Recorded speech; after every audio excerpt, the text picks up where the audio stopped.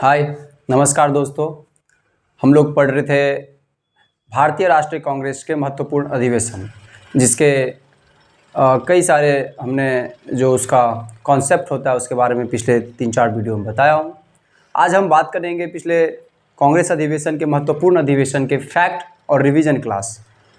सबसे पहले भारतीय राष्ट्रीय कांग्रेस के बारे में मैं बता चुका हूँ, फिर से बताता हूँ कि ए.ओ. ह्यूम जो इसके यूरोपीय फाउंडर थे, उनके मन में एक विचार आया। एलन ऑक्टेवियन ह्यूम का ही मानसिक उपज था कि भारत में एक ऐसा संगठन होना चाहिए जिससे पूरे इस समूह का आवाज़ उठाया जा सके, और वो भारतीय राष्ट्रीय संघ के नाम से बना था 1883 ईस्वी में। लेकिन 1885 ईस्वी में एक संगठन बैठती है और उसके बाद इसका नाम बदल दिया जाता है भारतीय राष्ट्रीय कांग्रेस।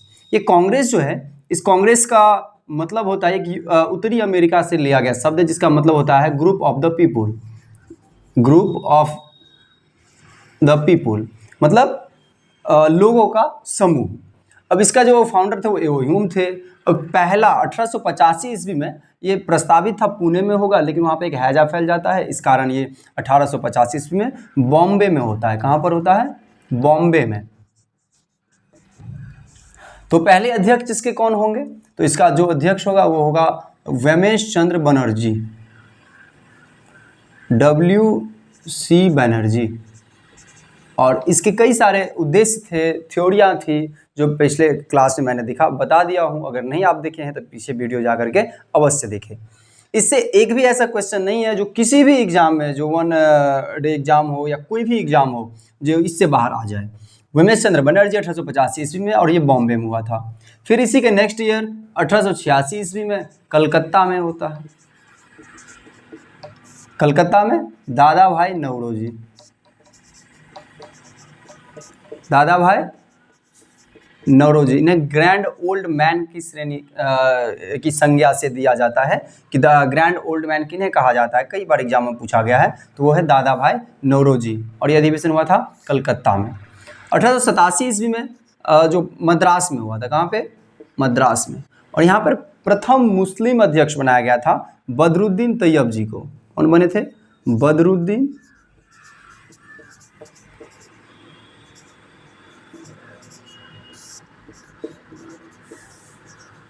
बदरुद्दीन तैयब जी, जो 1887 ईस्वी में पहला कांग्रेस के प्रथम मुस्लिम अध्यक्ष बने थे। और ऐसा पूछा भी गया है कई सारे एग्जाम में, पहला मुस्लिम अध्यक्ष कौन थे। यहाँ पे कितने सदस्य पहली बार थे? तो 72 सदस्य थे। ठीक है। 1888 ईस्वी में प्रथम यूरोपीय अध्यक्ष बने थे। प्रथम यूरोपीय अध्यक्ष कांग्रेस के अधिवेशन में वो थे जॉर्ज यूल। जॉर्ज यूल ये प्रथम अध्यक्ष थे। ये कहाँ पर हुआ था जॉर्ज यूल वाला? तो ये हुआ था बॉम्बे में। ठीक है। अब 1889 ईस्वी में जो बने थे, ये इधर विलियम वेडरवन बने थे। कौन बने थे? William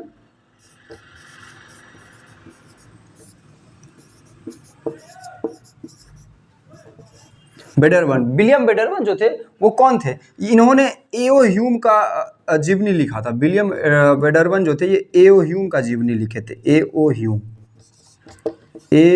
Hume. ठीक है।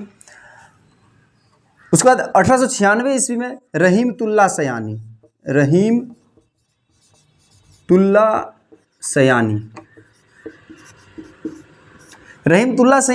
ये 1896 ईस्वी में कहाँ पर हुआ था? तो कलकत्ता में हुआ था। कहाँ पे? कलकत्ता में। इसी में पहली बार जो वंदे मातरम गीत जो है यहीं पे गाया गया था 1896 ईस्वी में रहीमतुल्ला सयानी के द्वारा। 1901 ईस्वी, उसके बाद 1901 ईस्वी का अधिवेशन ये कहाँ पर हुआ था? तो ये हुआ था कलकत्ता में। कहाँ पर? कलकत्ता में हुआ था। कलकत्ता में जो इसके अध्यक्ष वो कौन थे? दिनसा वाचा। कौन थे? दिनसा वाचा। और ये महत्वपूर्ण इसलिए है क्योंकि पहली बार महात्मा गांधी इसी अधिवेशन में शामिल हुए थे एज अ मेंबर, बस ऐसे मेंबर, अध्यक्ष के रूप में नहीं। ठीक है। दिनसा वाचा 1800।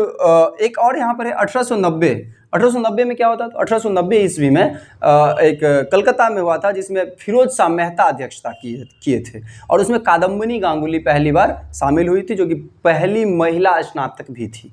ठीक है। 1901 में दिनसा वाचा थे रहीमतुल्लाह सयानी, जिसने वंदे मातरम गाना आया था, गीत गाया गया था पहली बार 1896 ईस्वी में। अब 1905 में तो बनारस, या इसी को वाराणसी भी पढ़ते हैं, ठीक है, बोलते हैं। बनारस में कौन थे 1905 ईस्वी में? तो महात्मा गांधी के गुरु, राजनीतिक गुरु जी.के. गोखले। 1906 ईस्वी, ये कहाँ पर हुआ था? कलकत्ता में। कहाँ पर? कलकत्ता। कौन थे? तो दादा भाई नौरोजी। कौन थे? दादा भाई नौरोजी। ठीक है। दादा भाई नौरोजी प्रथम अध्यक्ष थे, क्षमा चाहूँगा, ये दादा भाई नौरोजी जो कांग्रेस के अध्यक्ष बने थे 1886 के बाद। 1907 में कौन थे? तो 1907 में थे रास बिहारी घोष। इसको सूरत विभाजन के नाम से जाना जाता है। सूरत विभाजन, अर्थात सूरत में कौन थे? रास बिहारी घोष।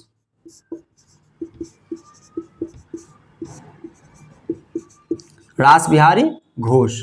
1911 ईस्वी में कौन थे? तो 1911 ईस्वी में जो वो अध्यक्ष होंगे वो हैं विशन नारायण धर। कौन? विशन नारायण धर। ठीक है। ये कहाँ पर हुआ था? ये भी हुआ था कलकत्ता में। ये इम्पोर्टेंट किस लिए है? ये इम्पोर्टेंट जनगण मन, राष्ट्रगान गाया गया था, इसीलिए राष्ट्रगान के लिए। ठीक है। अच्छा, ये 1888 जो है जॉर्ज यूलियस, इलाहाबाद होगा। यहाँ पे क्या होगा? इलाहाबाद। ठीक। कलकत्ता राष्ट्रगान के लिए 1911 में विशन नारायण धर, कलकत्ता राष्ट्रगान के लिए। ठीक है। 1912 ईस्वी में, 1912 इसलिए इंपॉर्टेंट क्योंकि बिहार में हुआ था। कहाँ पर? बांकीपुर में। बांकीपुर कहाँ पर है? तो बांकीपुर पटना में, बिहार में होगा। और इसके जो अध्यक्ष थे वो थे R.N. मुधोलकर, रघुनाथ नरसिम्हा मुधोलकर। ठीक है। 1916 ईस्वी में ये इसको 1912 जैसे 1907 को क्या बोलते हैं? सूरत विभाजन। वैसे ही इसको 1916 को लखनऊ पैक्ट बोलते हैं, लखनऊ अधिवेशन, लखनऊ पैक्ट। ठीक है। 1916 ईस्वी में क्या हुआ था? ये कहाँ पर हुआ था? हुआ था लखनऊ में। इसके अध्यक्ष कौन थे? अंबिकाचरण मजूमदार, AC मजूमदार। इसमें क्या इंपॉर्टेंट किस लिए है? ये ऐसा कोई एग्जाम नहीं है जहाँ पे कांग्रेस से क्वेश्चन आएगा और 1916 से 1907 से ना आए और 1931 से ना आए। तो ये लखनऊ अधिवेशन जो है अंबिकाचरण मजूमदार थे। ठीक है। इसमें जो सूरत विभाजन हुआ था, गरम दल और नरम दल वो यहाँ पर मिल गए थे और मुस्लिम लीग भी आ गई थी। ठीक। 1917 ईस्वी पर, तो 1917 ईस्वी में कहाँ पर होगा? तो 1917 ईस्वी में कलकत्ता। कहाँ? कलकत्ता जो है वो, इसके अध्यक्ष कौन होंगे? तो प्रथम महिला अध्यक्ष। क्या? प्रथम महिला अध्यक्ष एनी बेसेंट।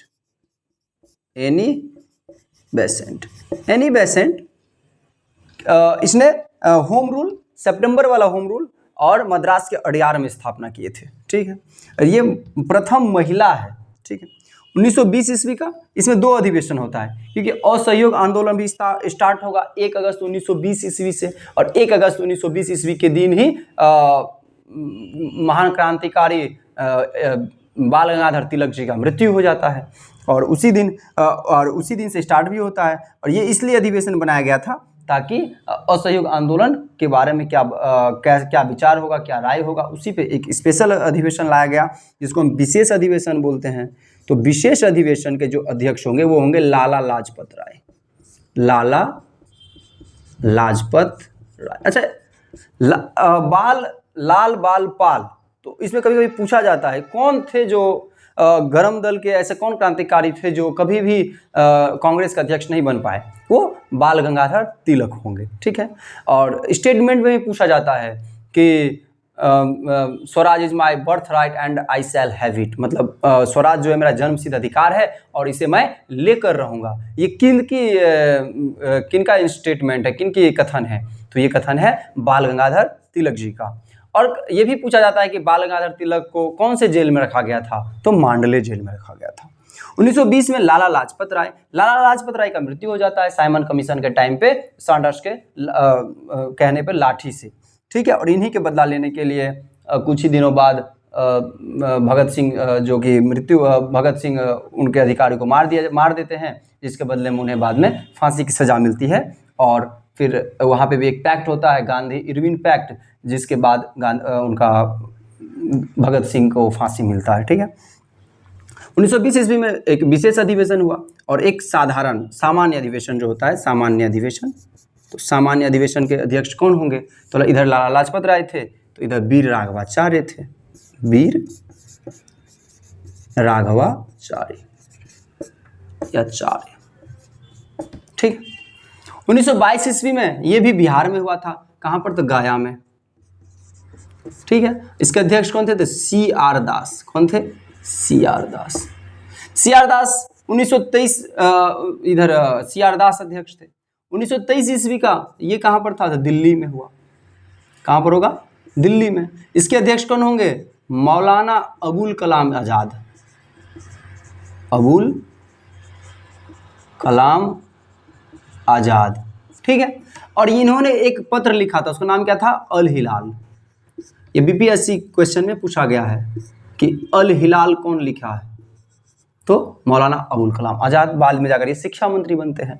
कहा जाता है कि सबसे युवा कांग्रेस के अध्यक्ष तो मौलाना अबुल कलाम आज़ाद। सबसे ज़्यादा समय तक रहने वाले कांग्रेस के अध्यक्ष मौलाना अबुल कलाम आज़ाद 1940 ईस्वी में रामगढ़ में बनते हैं। उधर क्या हो जाता है? तो कांग्रेस को बैन कर दिया जाता है, तो 5 साल तक कंटिन्यू वो जो बनते हैं वही रह जाते हैं। इसीलिए सबसे कम उम्र में दिल्ली में मौलाना अबुल कलाम आज़ाद बनते हैं। फिर क्या होता है? 1924 ईस्वी का, तो ये कहाँ पर होगा? बेलगाम में। तो बेलगाम कहाँ पर है? कर्नाटक में। इसके अध्यक्ष कौन होंगे? महात्मा गांधी, मोहनदास करमचंद गांधी। ये एकमात्र कांग्रेस के अध्यक्ष बने एक बार 1924 ईस्वी में। गांधी जी 3 बार कांग्रेस से इस्तीफा भी दिए थे, ठीक है। 1925 ईस्वी में कानपुर में अध्यक्ष कौन बनेगी? सरोजनी नायडू। सरोजनी नायडू कौन? तो सरोजनी नायडू प्रथम भारतीय महिला कांग्रेस के राष्ट्रीय अध्यक्ष। एनी बेसेंट में क्या था? तो प्रथम महिला अध्यक्ष और इधर प्रथम भारतीय महिला अध्यक्ष। कहाँ पर? कानपुर में। 1928 ईस्वी में कहाँ पर होगा? तो ये होगा कलकत्ता में। कौन अध्यक्ष हैं? तो दिल्ली मोतीलाल नेहरू।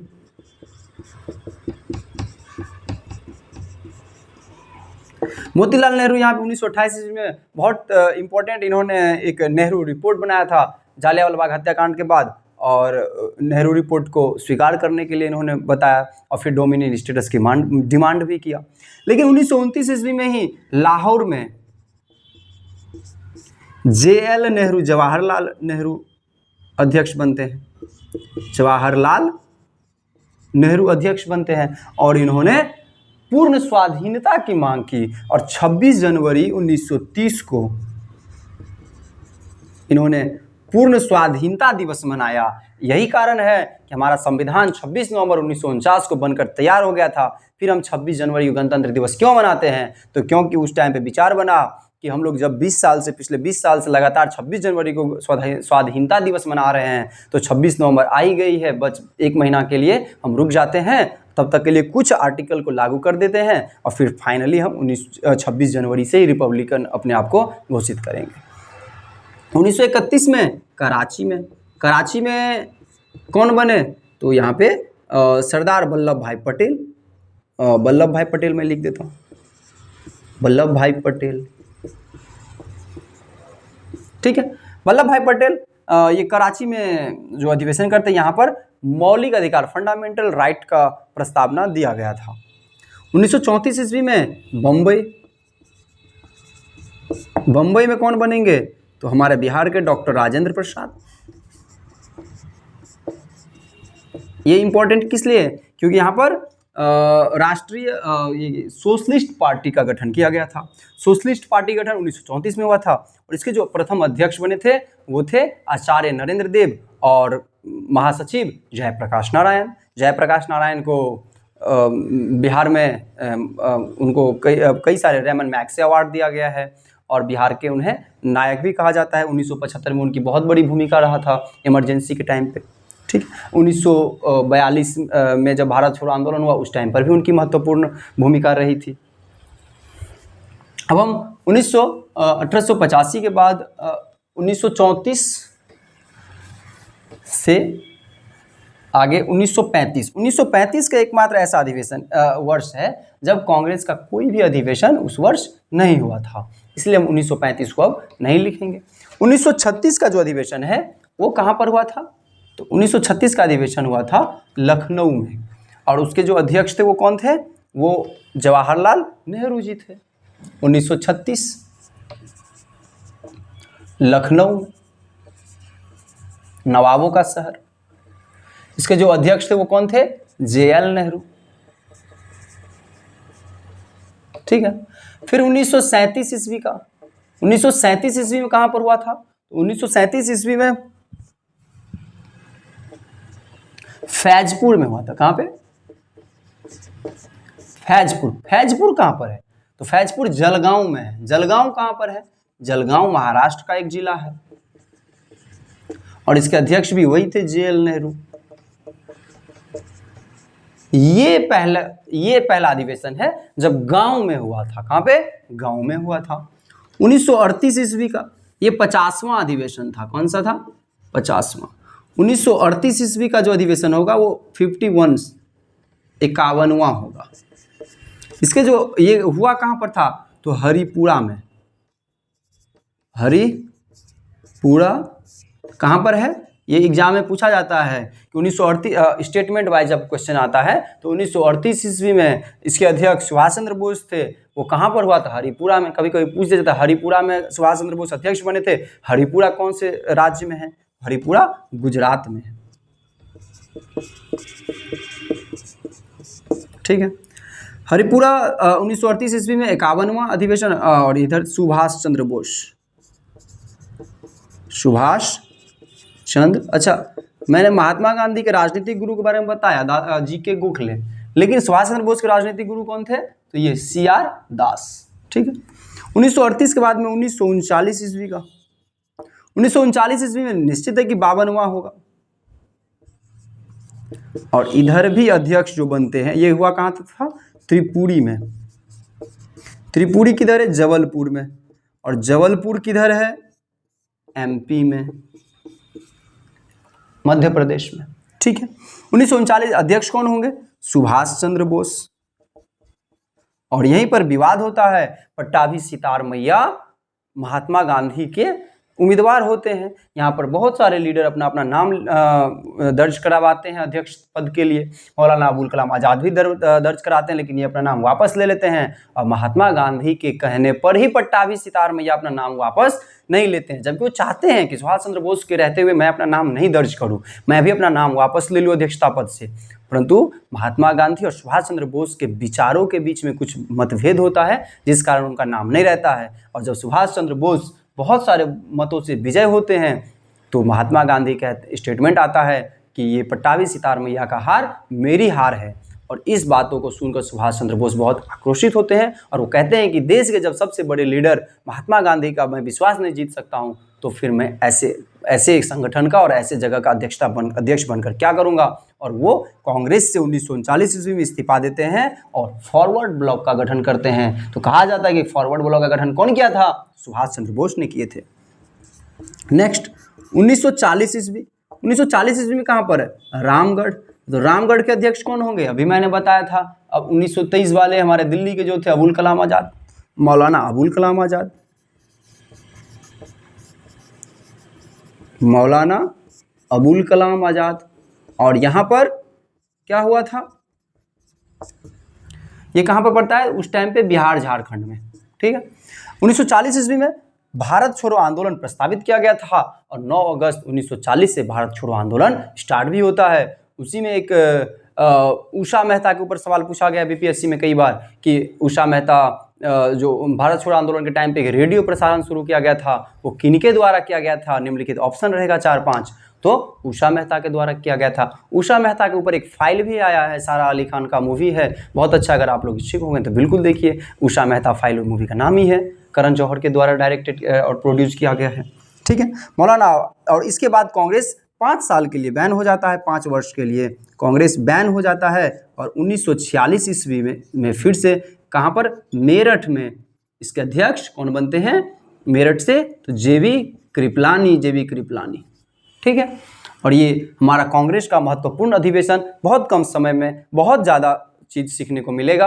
आप लोग बिल्कुल वीडियो को देखिए। अगर आपको ये वीडियो पसंद आया हो तो बिल्कुल लाइक करिए, कमेंट करिए और शेयर करिए। बहुत बहुत धन्यवाद।